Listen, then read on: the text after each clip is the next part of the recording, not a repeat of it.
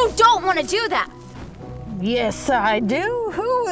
What are you? I'm the Longleaf Forest Fairy, and I protect the trees. Forest Fairy? Well, I'm honored.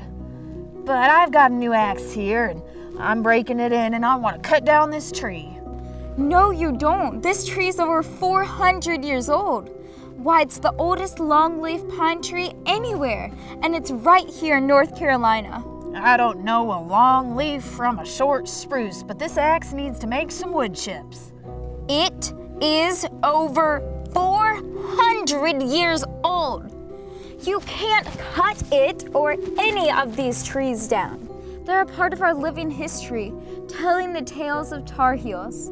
This tree can't talk. No, but I can. This forest is just a small part of the more than 90 million acres of longleaf pine tree forest that once covered the southeast when this tree was just a baby seedling. American Indians hunted in the forest for thousands of years before explorers and settlers came to this land. Lightning has been burning the forest for thousands of years, and longleaf pines are up to that challenge. Forest fires help them flourish. Between the pines were open spaces filled with grasses and flowers that were home to many different animals and birds. American Indians would sometimes set fires to help flush out game, playing an unknowing part in maintaining the vast longleaf pine forest. Well, that's all well and good, but I still need some wood. Well, take a look around you. Isn't this special? Why, this tree was over 200 years old when explorers traveled in the forest. A magnificent grove of stately pines, succeeding to the expansive wild plains we had a long time traversed, had a pleasant effect, rousing the faculties of the mind, awakening the imagination by its sublimity, and arresting every active, inquisitive idea by the variety of the scenery. The country must be imagined as a continuous, measureless forest, an ocean of trees. And so this vast ocean of trees became the Pine Barrens. But I need some wood. I'm building a cabin, and I've got a fireplace that I need filling. When did she come from? Settlers needed wood too, so they began harvesting the longleaf pines and let their pigs roam in the woods, trampling seedlings and eating pine cones. But it was the naval stores industry that really started to change the forest. Naval stores? You mean places to buy sailors? Wow, she's a backwoodsman.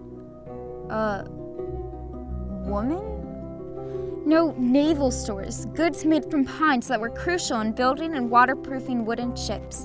And wooden ships were just what the British and later the American Navy and merchants needed. Why couldn't they get that stuff from some other colony? North Carolina was well suited to produce naval stores. There weren't large-scale crops growing here, and Brunswick and Wilmington developed as ports. So, by the 1770s, naval stores became North Carolina's most important industry, and the colony was the leading exporter of tar. Tar? I thought they were cutting down the longleaf pines for wood. No, silly. Naval stores included tar, pitch, and turpentine and rosin. Tar is made by burning the fallen longleaf pine limbs in a kiln. When tar is boiled, pitch is made, which is even thicker and great at waterproofing.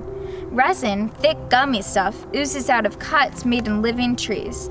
It was distilled into liquid turpentine and solid rosin.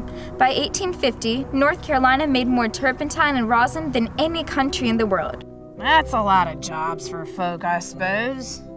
Yes and no. Making naval stores and turpentine is difficult, lonely, and dangerous work. Not everyone wants such a job. There was extensive use of enslaved people in the forest, with long hours, poor housing, and harsh oversight. So they took some sap and tree limbs. That didn't do in the forest. Well, the naval stores industry weakened trees, allowing bugs and disease to take a toll, and old longleaf pines have dense heartwood, making them valuable. Some 40 to 50 sawmills were operating on the Cape Fear River by the mid-1850s. It seemed folks just didn't understand that something as vast as the ancient Pine Barrens could disappear. Well, they didn't disappear, see? Look around you. Well, the Civil War interrupted things, and kerosene replaced turpentine, and iron ships lessened the need for pitch and tar.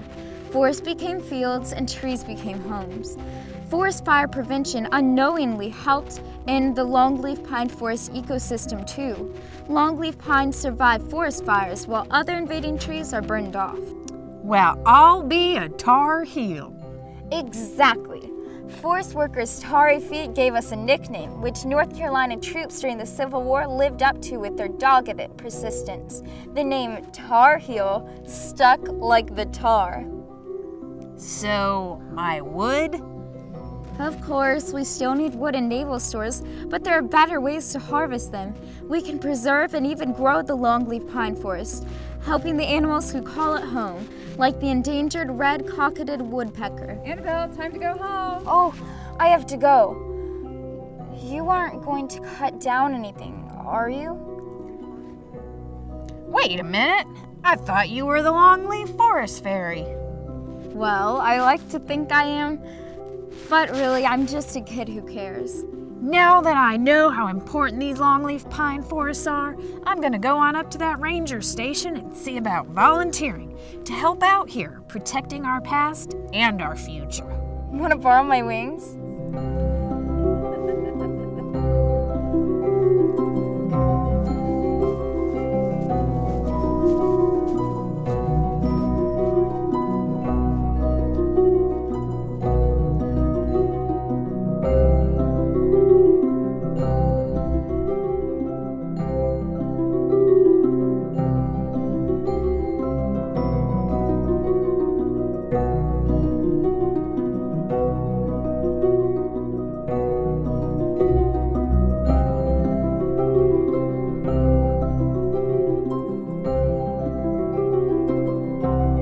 Well, now that I know how important these longleaf pine forests are, maybe I'll go find some other wood to chop.